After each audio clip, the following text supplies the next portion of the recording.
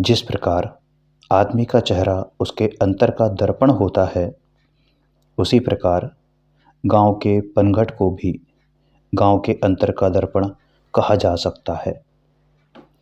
जैसे हस्तरेखा विशेषज्ञ हाथ की रेखाएं देखकर आदमी का स्वभाव एवं उसकी प्रवृत्तियां पहचान लेता है, उसी प्रकार पनघट पर होने वाले संवादों से गांव के चरित्र को जाना और पहचाना जा सकता है।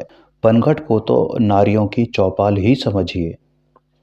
रस्सियों की अनवरत रगड़ से पनघट पर पड़े निशानों पर जिस गति से रस्सियां सरसराती हुई सरकती हैं, पनिहारिनों की जबान भी उससे कम नहीं सरकती। संवादों के ग्रहण एवं प्रसारण में जो चतुराई पनघट पर देखी जा सकती है, वह बात आजकल की संवाद एजेंसियों में कहाँ है। क्योंकि मानव स्वभाव की जैसी गहरी पकड़ उन अनपढ़ पनिहारिनों के पाई जाती है, वैसी पकड़ विश्वविद्यालय के कारखानों में ढले डिग्रीधारी पत्रकारों में प्राप्त होना असंभव नहीं तो कम से कम दुर्लभ तो है ही। एक तो पनघट अपने आप में एक अद्भुत स्थल होता ही है, और यदि वह पगडंडी के किनारे हो तो फिर कहना ही क्या। पनघटों पर होने वाली चर्चा के रसिक राहगीर जब पानी पीने के बहाने पनघट पर रुक रुक कर बिन प्यास के ही पानी पीने की आतुरता व्यक्त करते हैं, पनिहारिनों से पानी पिलाने का अनुरोध करते हैं, तो पनिहारिनों को उनकी प्यास का राज समझते देर नहीं लगती है। वे उनकी रसिकता का रस लेती हुई उन्हें अपने भोले वाकजाल में ऐसा उलझाती हैं कि उनका सुलझना कठिन हो जाता है। ऐसे ही पनघट की एक पनिहारिन रेशमा ने जब दूर आता हुआ एक ऊँटों का काफिला देखा तो चकित हुए बिना रह ना सकी, क्योंकि ऊँटों पर पोथियां ही पोथियां लदी पड़ी थीं। सबसे आगे एक ऊँट पर एक त्रिपुंडधारी ब्रह्मज्ञानी पंडितराज विराजमान थे, और पीछे पोथियों से लदा ऊँटों का लंबा काफिला था। ऊँटों के रसिया रईस जब पानी पीने के बहाने पनघट पर रुके एवं पनिहारिन से पानी पिलाने का आग्रह करने लगे, तब पनिहारिन भी अपनी उत्सुकता नहीं दबा सकी, और पानी पिलाते पिलाते ही ये तिलकधारी सौदागर कहाँ के हैं और इन ऊँटों पर क्या माल लदा है, इस बात की जिज्ञासा से प्रश्न कर ही डाला। उसकी अज्ञानता पर एक हंसता हुआ बोला, क्या बात करती हो, ये महाराज तुम्हें कोई सौदागर लगते हैं? अरे ये सौदागर नहीं है, ब्रह्मज्ञानी हैं, पंडित राज हैं, पंडित राज। पनिहारिन ने बड़ी ही उपेक्षा से कहा, अरे होंगे, पर इन ऊँटों पर ये लदा माल क्या है? मुझे तो माल से मतलब है। क्या बात करती हो, इसे तो माल कहती हो? अरे ये माल नहीं है, शास्त्र हैं, शास्त्र। पंडित राज के लिखे हुए शास्त्र हैं ये। शास्त्र? तो क्या नाम है इन शास्त्र का? जब उसने पूछा तो उसके साथी ने जवाब दिया, त्रिया चरित्र। क्या नाम बताया? त्रिया क्या? त्रिया चरित्र। पनिहारिन पर प्रभाव पड़ते देख उन्होंने पंडित राज की प्रशंसा के ऐसे पुल बांधे कि पनिहारिन गदगद हो गई। उसने अति ही विनम्र शब्दों में उनसे अनुरोध किया कि इतने विद्वान शास्त्रज्ञ पंडित राज हमारे गांव से निकल जाएं और हम उनकी कुछ भी सेवा शुश्रूषा ना कर सकें तो हमारे जैसा अभागा कौन होगा।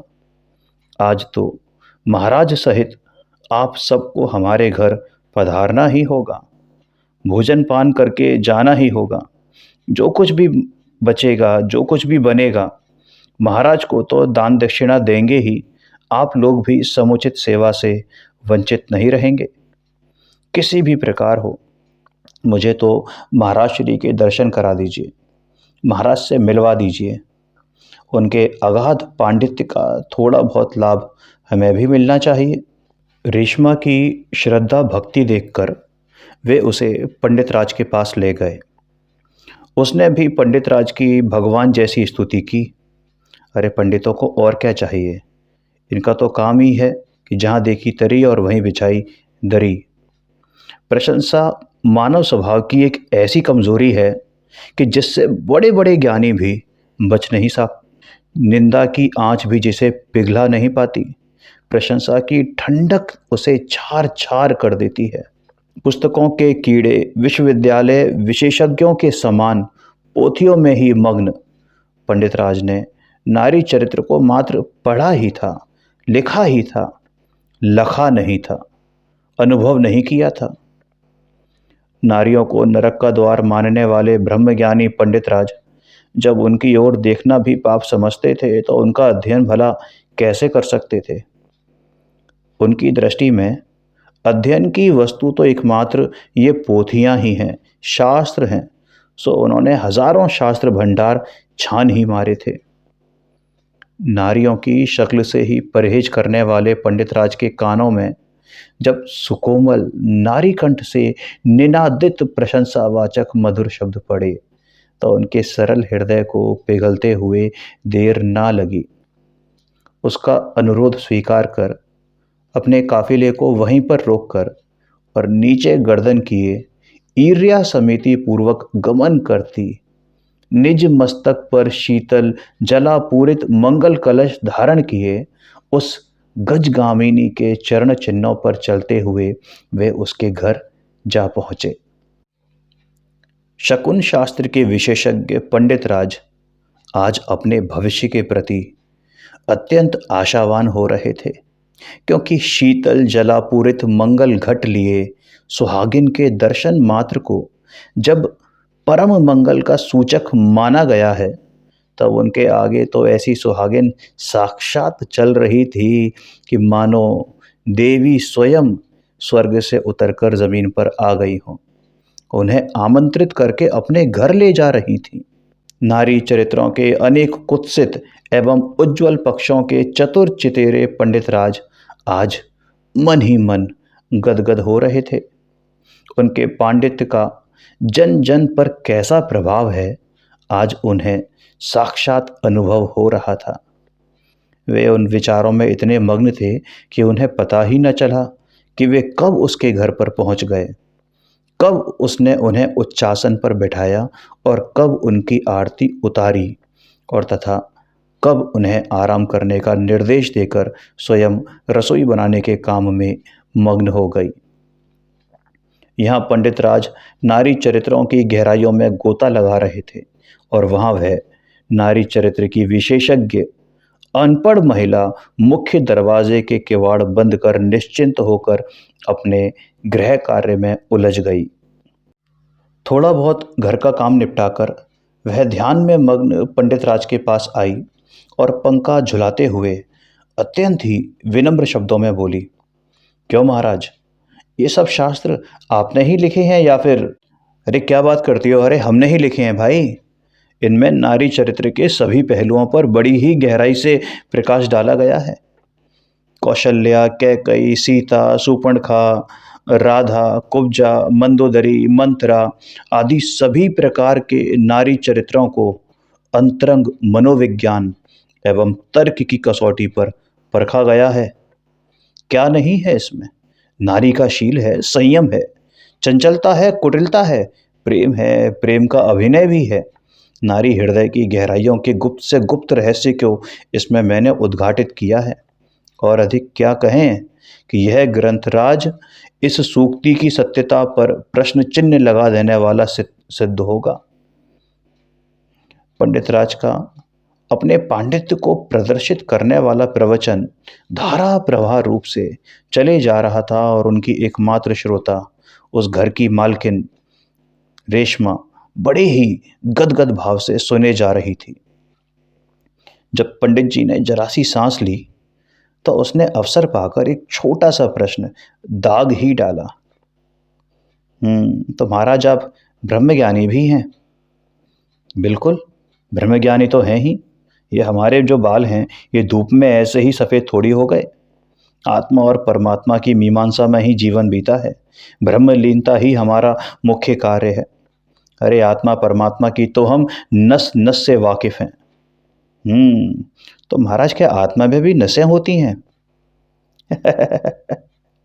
बेटा तुम समझोगी नहीं। आत्मा में तो नसें नहीं होती, पर यहाँ नस का अर्थ नस मत समझना, गहराई समझना चाहिए। हम सब जानते हैं कि गीता में आत्मा को अजर अमर कहा है, गोमट सार में मैली कुचैली कहा है, समय सार में शुद्ध बुद्ध बताया है। वो महाराज आपकी बात तो सही है, शास्त्रों में तो बहुत कुछ कहा है, पर महाराज एक बात बताओ, आत्मा कैसा है? आपने तो देखा है ना? बिल्कुल, क्यों नहीं? सब कुछ देखा है, शास्त्रों में देखा है। क्या नहीं देखा बेटी? अरे ये सारी उम्र शास्त्रों को देखते देखते और लिखते लिखते ही तो बीती है। पंडित जी का यह व्याख्यान न मालूम कब तक चलता रहता, यदि बाहर से ये किवाड़ों की खटखटाहट ना आती तो। किवाड़ों की तेज खटखटाहट सुनकर वे दोनों एकदम चौंक पड़े। बाहर से आती हुई आवाज सुनकर घड़बड़ाती हुई वह रेशमा बोली, महाराज, अनर्थ हो गया। निश्चिंत पंडित जी बोले, क्यों, क्या बात हो गई? कौन खटखटा रहा है ये किवाड़? अरे मेरा गुस्सैल पति है, और कौन है, बहुत ही गुस्से वाला है। बहुत बड़ा अनर्थ हो गया समझो। मैंने तो वैसे ही दरवाजे लगा दिए थे कि कहीं कोई कुत्ता बिल्ली ना आ जाए। लगता है उसने हमारी बातें सुन ली हैं और उसे शक हो गया है। शक? किस बात का शक? और हमने ऐसी क्या बातें कर दी हैं जो उसे नहीं सुननी चाहिए थी? आहट में थर थर कांपती हुई वो रेशमा बोली, महाराज, लगता है आप त्रिया चरित्र के विशेषज्ञ तो हैं, लेकिन पुरुषों के स्वभाव से अपरिचित ही हैं। अरे कोई आदमी के लिए दरवाजे बंद करके किसी पर पुरुष के साथ उसकी पत्नी की उपस्थिति मात्र जो है उसको उत्तेजित करने के लिए काफ़ी नहीं है, उसको गुस्सा दिलाने के लिए काफ़ी नहीं है। और मैं और आप कितनी देर से इस कमरे में अकेले हैं और दरवाज़ा भी बंद है। कोई भारतीय पति इस बात को बर्दाश्त कर सकता है भला? लगता है आप भूल गए कि अरे भगवान राम ने भी सीता जी का त्याग इसलिए कर दिया था कि वो 6 महीने तक रावण के यहाँ रह गई थी, जबकि सीता जी तो कितनी पवित्र थी। सीता जी की अपवित्रता का उनके पास क्या प्रमाण था? और फिर ये तो राम भी नहीं है, ये तो गुस्से में परशुराम का भी बाप है। न मालूम अब क्या होगा। मेरा तो जो होगा सो होगा, पर आपका क्या होगा, मुझे तो इस बात की चिंता लगी हुई है। मुझे तो मुआ मारेगा, पीट, हो सकता है घर से ना भी निकाले, क्योंकि ये राम तो है नहीं। राम के तो और भी बहुत सारी रानियां थी, मैं तो इसकी अकेली हूँ। अगर मुझे छोड़ भी देगा तो भैया इसको खाना पीना कौन कराएगा? मुझे तो चिंता आपकी हो रही है। आपको जिंदा नहीं छोड़ेगा अब ये। मुझे तो उस दिन की याद आती है, एक बार ऐसी ही घटना घट गई थी, आपको पता है। इसका सगा भाई और मेरा देवर ऐसे ही किवाड़ बंद करके मुझसे बतिया रहा था और यह आ गया। अरे इसके आवाज़ देने पर मैंने तुरंत ही दरवाजे खोल दिए, पर इतना गुस्से में था ये कि उसे जान से ही मार दिया। मैंने बहुत हाथ पैर जोड़े, पर इसने एक ना सुनी, बहुत गिड़गिड़ाई, उसके प्राणों की भीख तक मांगी, लेकिन यह तो अपने दुष्ट सगे भाई पर भी ना पसीजा। आखिर उसकी लाश को मुझे इसी आंगन में जहाँ आप बैठे हो ना, उसके नीचे ही गाड़ना पड़ा। मेरी भी इसने कम पिटाई नहीं की थी, महीनों बिस्तर पे पड़ी रही थी। कुछ नसें तो आज भी दुखती हैं। वो रेशमा ज्यों-ज्यों उस दिन का भयानक चित्रण करती, त्यों-त्यों पंडित जी के होश आवास गायब होने लगते। पसीने पसीने से तरबतर हो गए। उसने कुछ कहा नहीं, उसकी तो ज़बान ही तालू से चिपक गई थी मानो। उधर बाहर से पुरुष की आवाज़ और दरवाजे की खटखटाहट प्रति समय तेज होती जा रही थी। पंडित जी को डरा हुआ देखकर वो बोली, अरे जल्दी करो महाराज, आप इस संदूक में बैठ जाओ, एक काम करो, इसके अलावा बचने का कोई दूसरा तरीका नहीं है। क्या कहा? संदूक में? अरे हाँ हाँ, संदूक में। एक आध घंटा ही तो बैठना है, खाना खा पी कर वो चला जाएगा, फिर निकाल लेंगे। कुछ समझ में न आता देखकर पंडित जी कुछ सोचते इससे पहले ही उसने उसका हाथ पकड़कर संदूक में बिठा दिया और बोली, देखी देखी आपने पुरुषों की पशुता। स्वयं चाहे हजारों औरतों से रंगरलियां मनाएं, लेकिन स्वयं की स्त्री जब एक पर पुरुष से जरा सी बात क्या कर ले हैं तो पागल हो जाते हैं। ये नहीं सोचते कि नारियां भी तो पुरुषों के समान ही हाड़ मांस वाली प्राणी हैं। और इतना कहते हुए उसने संदूक बंद कर दिया और फिर उस पर ताला लगाकर चाबी अपनी कमर में लटका ली और मस्त चाल से चलती हुई जाकर दरवाज़ा खोल दिया। जब नाराज़ होते हुए पति ने उससे पूछा कि किवाड़ खोलने में इतनी देर क्यों लगाई, तो वो मुस्कुराते हुए बोली, एक आदमी था, जब उसे छुपा दिया तभी तो किवाड़ खोलती, जल्दी कैसे खोल देती।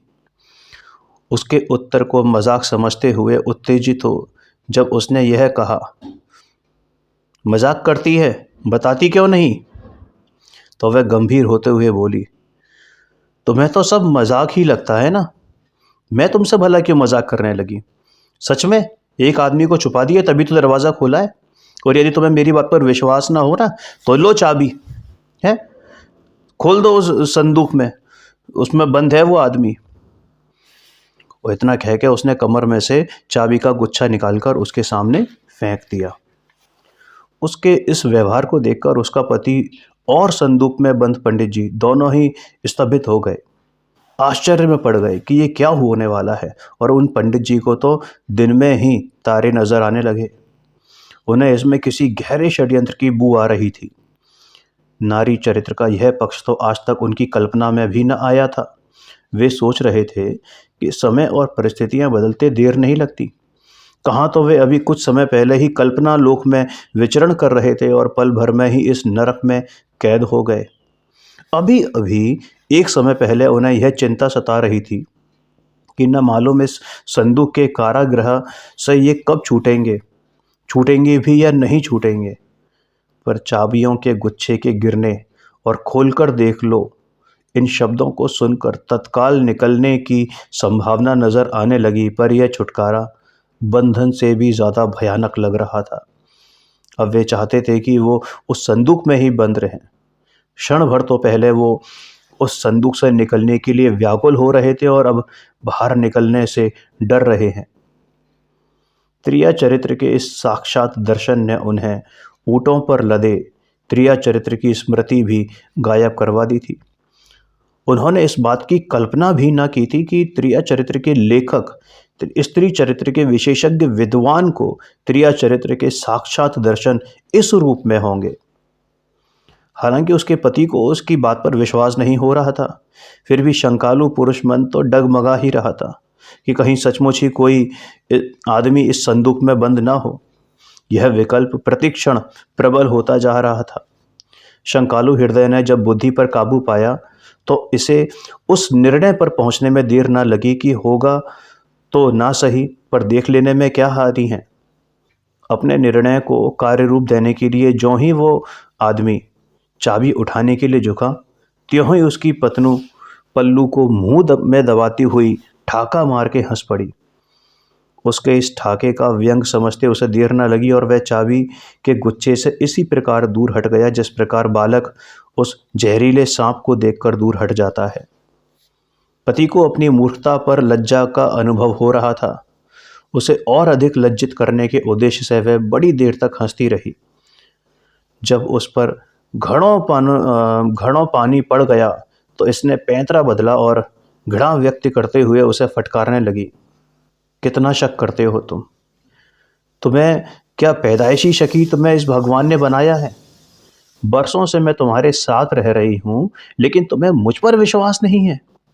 चार बच्चों के बाप हो गए हो और अभी भी शक। क्या अपने जैसे ही समझते हो कि सबको। अपन तो दुनिया में डोलेंगे, 2-2 बजे तक घर आएंगे और दरवाज़ा खोलने में 2 मिनट की देर हो जाए तो घर को सिर पे उठा लेंगे। इतना ही शक है तो मुझे साथ क्यों रखा हुआ है, गले में लटका लो है। अलग क्यों रखते हो, खेत पे जाया करो तो मुझे लटका के जाया करो ना। पर साथ में रखेंगे कैसे, रखेंगे तो 70 जगह मुंह मारने का मौका कैसे मिलेगा। पत्नी को तो सीता देखना चाहते हैं और स्वयं रावण बने रहना चाहते हैं। हे भगवान, तू मुझे उठा क्यों नहीं लेता, मुझ पर अब नहीं सहा जाता। हे माता, हे पापा, आपने मुझे पैदा होते ही क्यों नहीं मार डाला, इससे अच्छा तो मुझे कुएं में पटक देते। इस अविश्वास का दुख मुझसे अब सहा नहीं जाता।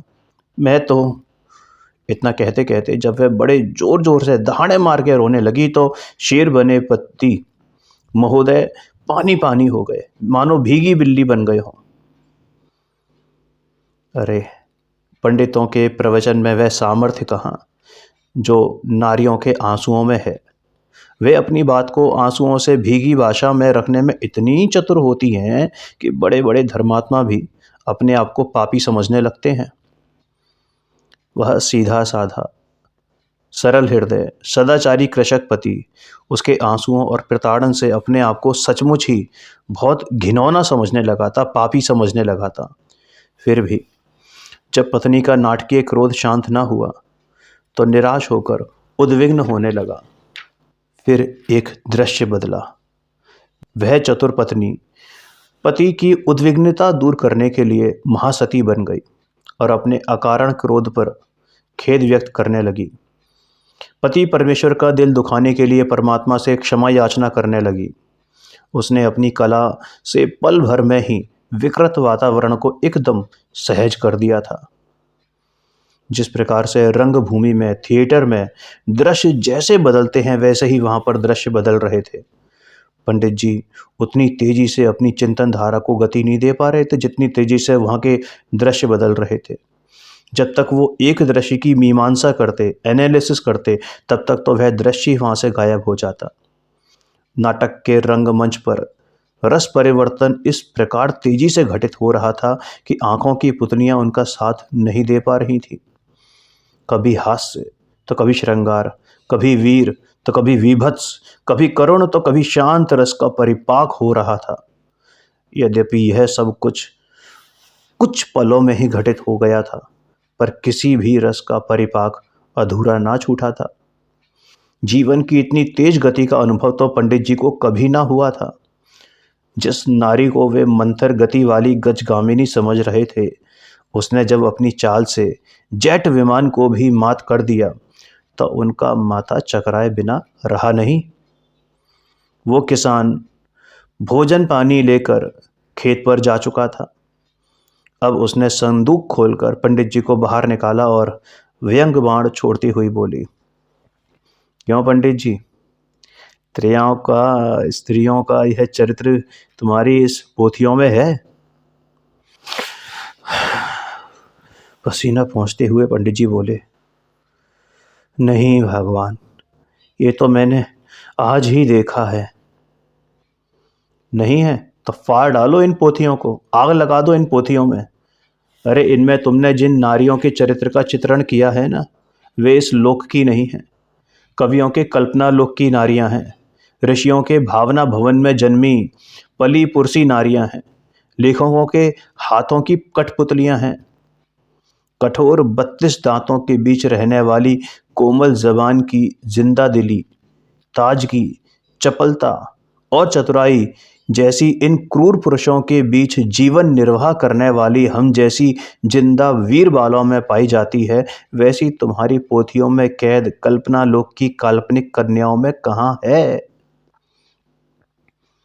अब वह अनपढ़ वीर बाला रेशमा प्रवचन कर रही थी और वो ब्रह्मज्ञानी पंडित जी पहली क्लास के बच्चे के समान भयभीत विनम्र मुद्रा में उसके सामने बैठे हुए थे। और जब उसका प्रवचन समाप्त हुआ तो सक पकाते हुए पंडित जी बोले, तो क्या ये जो कुछ हुआ वो सब झूठ था, सत्य नहीं था, मात्र नाटक था, भ्रमजाल था? यह नाटक भी था और सत्य भी था। सत्य होकर भी नाटक था और नाटक होकर भी सत्य था। हे माता, आप क्या कहना चाहती हो? मैं कुछ समझा नहीं। अच्छा, अब मैं तुमसे आप हो गई और बेटी से माँ? हाँ, लग तो कुछ ऐसा ही रहा है। जब मैं आया था तो तुम बेटी सी लगी थी, बीच में जो कुछ घटा उसमें रमणी प्रतीत हुई, और अब साक्षात जगदम्बा लग रही हो, जगदम्बा। और यदि मैं सपना नहीं देख रहा हूँ तो यह सब कुछ सत्य ही भासित हो रहा है। वैसे तो हर नारी इन स्थितियों में से गुजरती है, पर उसमें कम से कम 60-70 वर्ष लग जाते हैं, किंतु यहाँ तो 3-4 घड़ियों में ही यह सब कुछ घट गया। बस आश्चर्य इस बात का ही है। हे माँ जगदम्बे, सत्य भी नाटक भी कुछ समझ नहीं आया, स्पष्ट करो। देखो, पंडित जी, नाटक तो इसलिए कि मैं नाटक ही कर रही थी, पर सत्य इसलिए कि मेरे पति को भी इस नाटक का पता नहीं था। उन्हें कुछ बताने का अवसर ही नहीं मिला। आपके पांडित्य की परीक्षा के विकल्प में ही यह नाटक रचा गया था। तो माता, क्या आप नाटककार भी हैं?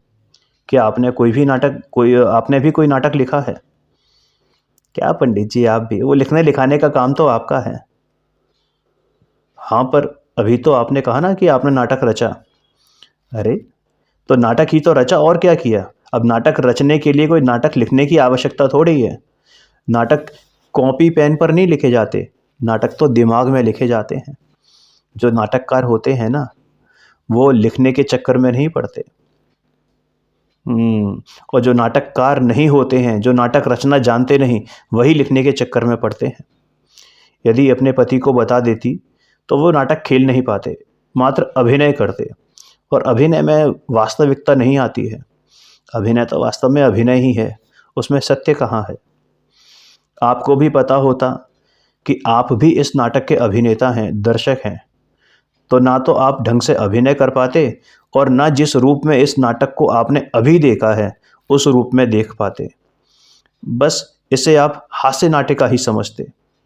इसमें जैसा नवरसों का परिपाक अभी हुआ है ना, तब वैसा ना होता, अनुभव ना होता। नाटक तो तब तक ही नाटक है जब तक उसे दुनिया सत्य समझे।